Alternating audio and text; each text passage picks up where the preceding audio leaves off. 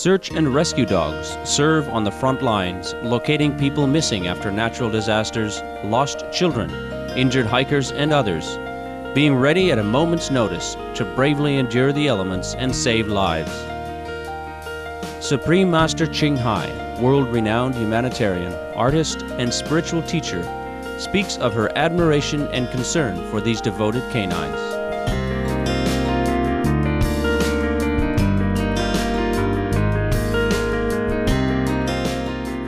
And I saw many dogs, they use for a rescue mission. They just walk in like nothing. But I feel so bad about them. Dogs walk in the sharp, broken glasses or anything like that, even chemical leaking or anything, or germs or danger. And these are precious dogs. They've been trained for years, and they even lay down their life for anyone at command. You have to protect that dog.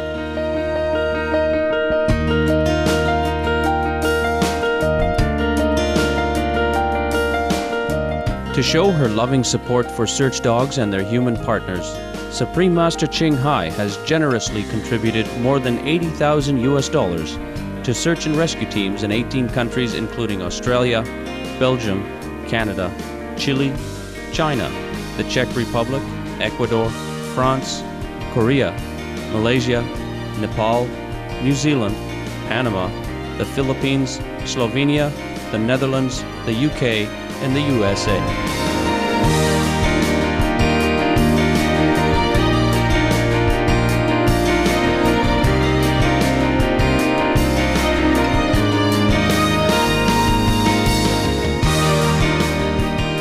Today's program features one of these courageous teams, Search and Rescue Dogs Australia, SARDA, based in the Mornington Peninsula, in the state of Victoria, Australia.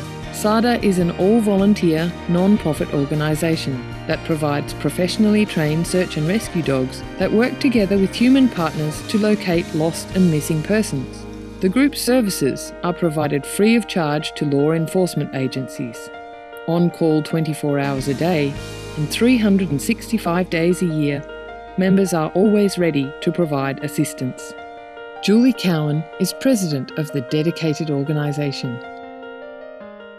Search and Rescue Dogs Australia, SARDA, was started about 15 years ago, and we have teams in Victoria, Queensland, New South Wales and Western Australia, and we just train dogs to save lives. Depending on their personality and fitness level, team member Andrew Cowan says certain types of dogs will excel in search and rescue missions more than others. Often we have to evaluate the pups in the litter to see there may only be one or two pups out of that complete litter that's suitable. There are certain tests that we do with the pups, but basically what we want to see is the pup to be very inquisitive and not frightened at all of humans. So these dogs really are very friendly. Doesn't matter who they are, they'll run up to them and they just love people. It's very difficult. The stats are worldwide that probably 1 in 400 dogs will actually make it to an operational status, pass all the tests and that.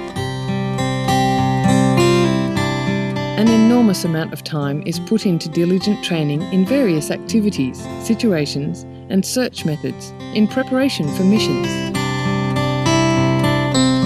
How long did it take you to train your dog? This is Will. He's only just 18 months old. He's been training since he was 7 weeks old, and he's about up to his fundamental skills assessment level, which is all the basic search training, which involves just obedience, agility, general searching area, and then I think probably in about 6 to 8 months he'll be ready for his basic operational standard where we'll be able to go on a search.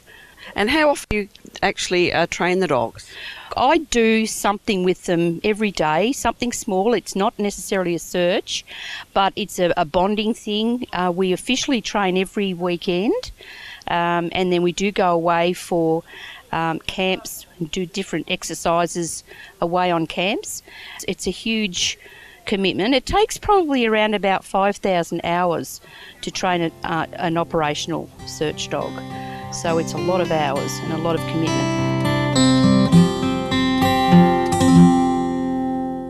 With their acute senses and great agility, the dogs are invaluable in conducting timely search and rescue missions and learn to work under varied conditions, such as in wilderness or open country and during urban disasters. In wilderness searches, the canines are asked to locate individuals such as hikers, climbers and vulnerable people such as children and the elderly who have gone missing. In urban searches, the teams are asked to find victims of human cause or natural disasters. Our area search dogs are refined dogs where the dogs come back to the handler and let them know that they've found someone, then take the handler back to them in an area search. But in a rubble or disaster area, they have to stay with it. The standard for urban search and rescue says the dog must stay at the victim.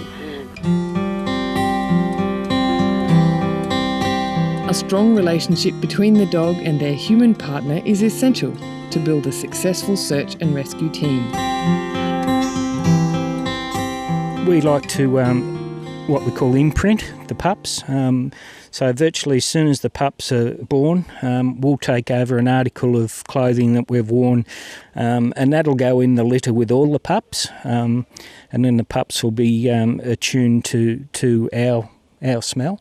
It's very important to build the bond between you and the dog. I've had him from 7 weeks old. He actually sleeps in the bedroom with us, so that they're constantly with us. He goes to work with us. Anywhere we go, the dog goes. So you have to expose them to all different environments, different surfaces, steel ladders. Just put the dog into as many different situations you can when they're young, and then nothing will sort of faze them when they get older. When we return, we'll see one of the more challenging training exercises for the canine members of Search and Rescue Dogs Australia. Please stay tuned to Supreme Master Television.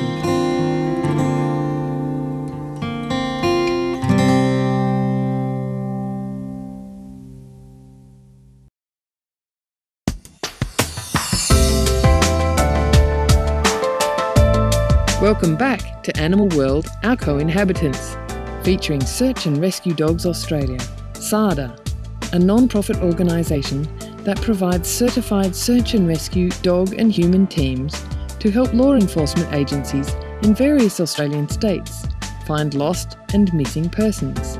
Currently, the all-volunteer SARDA has 28 members, 20 active dog teams and 8 support members.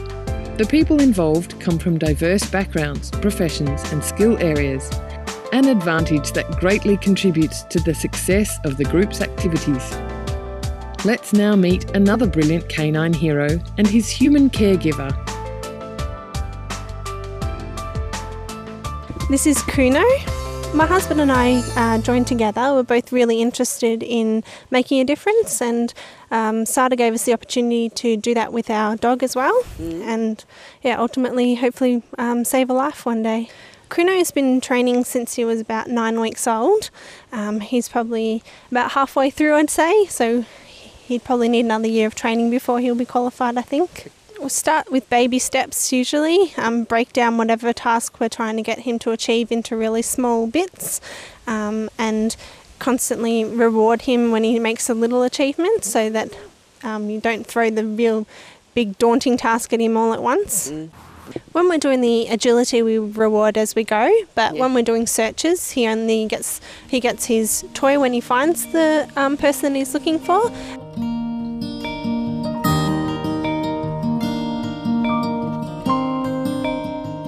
According to their training and experience, search and rescue dogs may be versed in air scenting or trailing and tracking, or even both. In air scenting, a dog points her sensitive nose high in the air to locate human scent in open areas. The dog will eliminate all the other people that are around, but he knows that there's someone else out there, so you don't need to give them an article of clothing. Yeah, this is Gus. He's a male Labrador. He's coming up just nearly 8. He's a air scenting search and rescue dog, so he'll find trapped victims, live victims under rubble or situation where they're lost in the bush. In that situation, he'll locate them, come back to us and give us a bark alert and then take us back to the victim. They've got a fairly incredible nose, what they can do. Let's now join Gus for a demonstration of his air scenting search training. I'm in the tree and I've got a search and rescue dog about to rescue me. Come on, see how we go.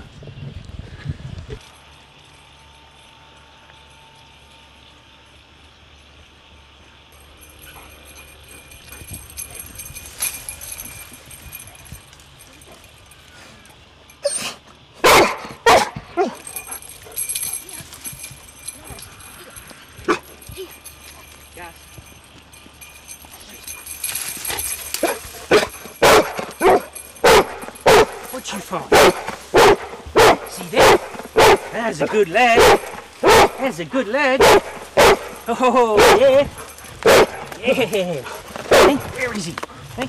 Oh, good boy.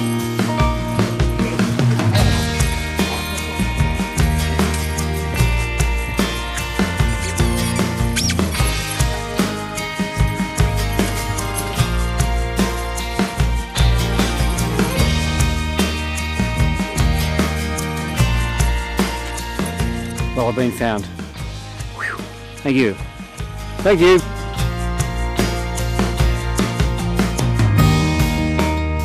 Compared to other types of searches, finding a person high in a tree is a much more challenging task for a canine. The scent goes up quite high and then dissipates with the wind, so you saw the dog went beyond the person first and then worked out the scent cone, and the dogs will often circle around the tree and then make the circle smaller till they actually locate the person. This morning, because of the weather, the morning sun, it warms up the top of the trees, and because the cold air of around the base of the tree and the hot air rising from the person, it was doing like a chimney effect. But all the foliage from the tree was also trapping the scent in and around the tree itself. So Gus had to sort of basically work his way around and then come in and in and in before he found the person. So plus we didn't have a lot of breeze either for the scent to travel. But that's what they'll do, you know. We call it the umbrella effect. When there's a lot of foliage on the trees. How does a dog know when he's going to work? In an area search, he wears a jacket and with the bells on it. The bells are a trigger for him that he is working in an area search. And the jacket, you could put the jacket on the dogs now, our area search dogs, and they would know what they're doing. But with a rubble search, they just know. We put all their PPE on, helmets, gloves, knee pads. They all know that they're going to be working. So, but the area search with the bells, we know where they are in the bush at all times. And in Australia, the bush is thick.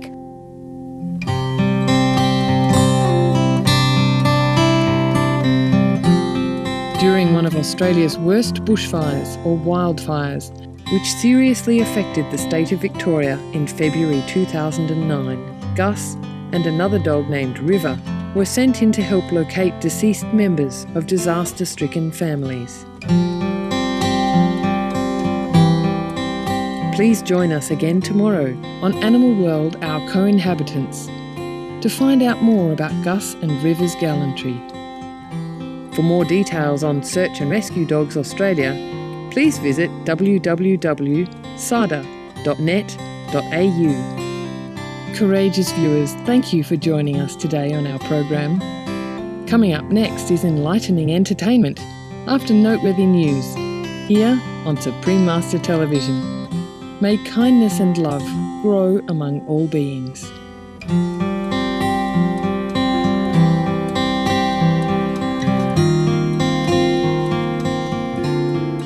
For more details, please visit www.suprememastertv.com/AW.